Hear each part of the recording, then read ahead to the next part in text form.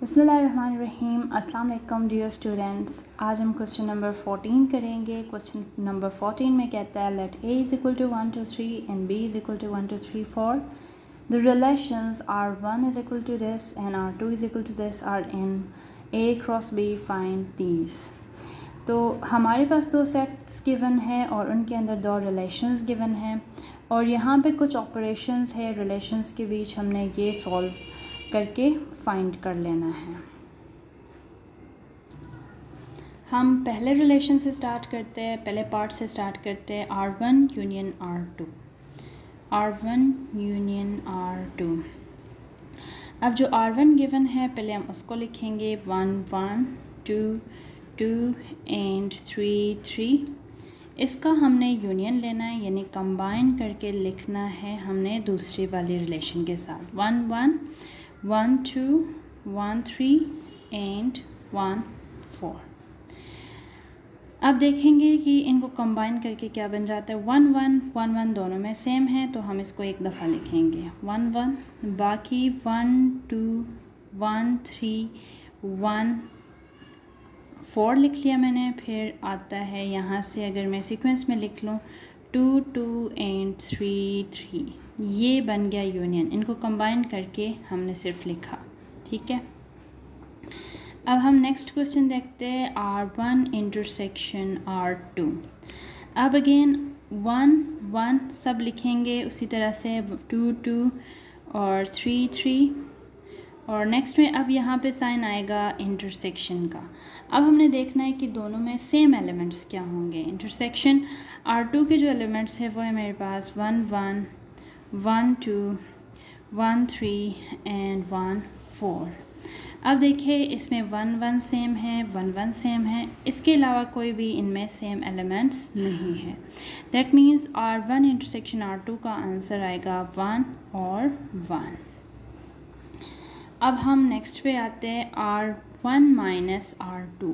मैंने R2 को R1 से माइनस कर लेना है। सबसे पहले मैं R1 को लिखूँगी 1 1 2 2 एंड 3 3। इसको मैंने इससे माइनस मैंने करना है R2 यानी 1 1 1 2 1 3 एंड 1 4, ठीक है, ये मैंने लिख लिया।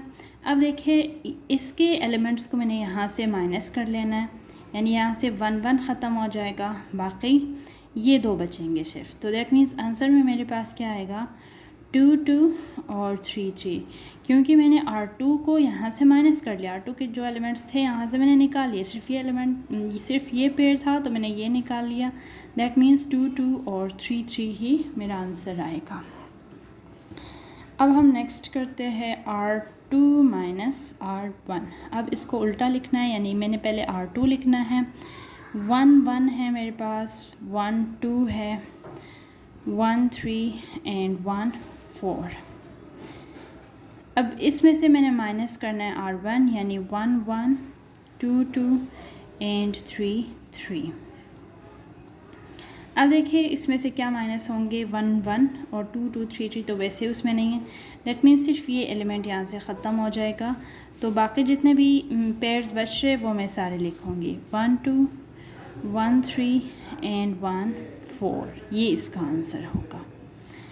अब नेक्स्ट हम करेंगे R1 डेल्टा R2 यानी सिमेट्रिक डिफरेंस। R1 के एलिमेंट्स मैंने लिख लिए 1 1 2 2 एंड 3 3 और इसका मैंने डेल्टा लिया किसके साथ, R2 के सेट के साथ यानी 1 1 1 2 1 3 और 1 4। अब देखिए अब मैं क्या करूँगी, अब जो सेम एलिमेंट्स दोनों में होंगे वो कैंसिल आउट होंगे जैसे ये और ये। अब आंसर में क्या आएगा 2 2 3 3, जितने भी एलिमेंट्स पीछे बचेंगे वो सारे मेरे आंसर में आएंगे 1 2 1 3 एंड 1 4। आप चाहो तो इसको सीक्वेंस में प्रॉपर्ली लिखो तो ये क्या होगा 1 2 1 3 1 4 2 2 एंड 3 3। सिर्फ मैंने इसको रीअरेंज करके लिख लिया तो ये मेरा आंसर हो गया। यहाँ तक ये क्वेश्चन मेरा ख़त्म हो गया। अब हम क्वेश्चन 15 पे आते हैं। Let f is equal to a3 b2 c1 d3 be a function. अब ये जो f गिवन है ये कोई फंक्शन है इस सेट से इस सेट तक, यानी a b c d to 1 2 3, ये एक कोई फंक्शन है। हमने बताना है कि क्या ये ऑन टू फंक्शन है या क्या ये 1 to 1 फंक्शन है। इसका सिर्फ हमने आंसर देना है। So let's do it. अच्छा, जैसे हमने पहले सीखा है, पहले हम क्या करेंगे, दोनों के लिए सेट बनाएंगे। ये मेरा सेट ए हो गया, सपोज़ ये मैंने सेट बी लिया, ए एंड बी। अब ए के एलिमेंट्स देखिए, ए बी सी डी है, तो मैंने क्या लिया, a b c and d. और जो बी के एलिमेंट्स है 3 2 1 3, यानी 1 2 और 3 है। अब देखें, ए में हो रहा है 3 पे, बी में हो रहा है 2 पे, सी में हो रहा है 1 पे एंड डी में हो रहा है 3 पे। अब यहाँ से आपको पता चलेगा कि ये 1 to 1 तो नहीं हो सकता, क्योंकि 1 to 1 में जो है डिस्टिंक्ट एलिमेंट डिस्टिंक्ट पे मैप हो जाते हैं। जैसे अब यहाँ पे देखो तो ए भी 3 पे मैप हो रहा है, डी भी 3 पे मैप हो रहा है, ठीक है, यानी 3 दो एलिमेंट के साथ उसकी मैपिंग है। दैट मीन्स ये 1 to 1 नहीं है।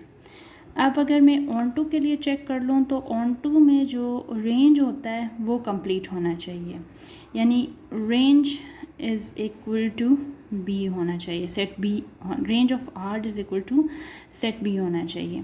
अब देखिए यहाँ पे मेरे पास रेंज 1 2 3 ही है, क्योंकि ये सारे जो एलिमेंट्स हैं इन पे मैपिंग है, ठीक है, यानी इस केस में रेंज है मेरे पास 1 2 3। दैट मीन्स ये जो फंक्शन है this is onto function.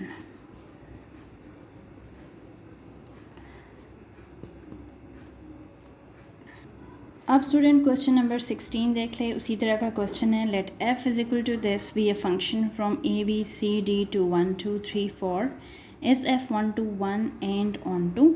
आपने बताना है क्या f 1 to 1 और ऑन टू है। Let's check. अभी मैं अगेन इसके लिए दो सेट्स बना दूंगी। ये सेट A हो गया मेरा, ये सेट B हो गया, ठीक है।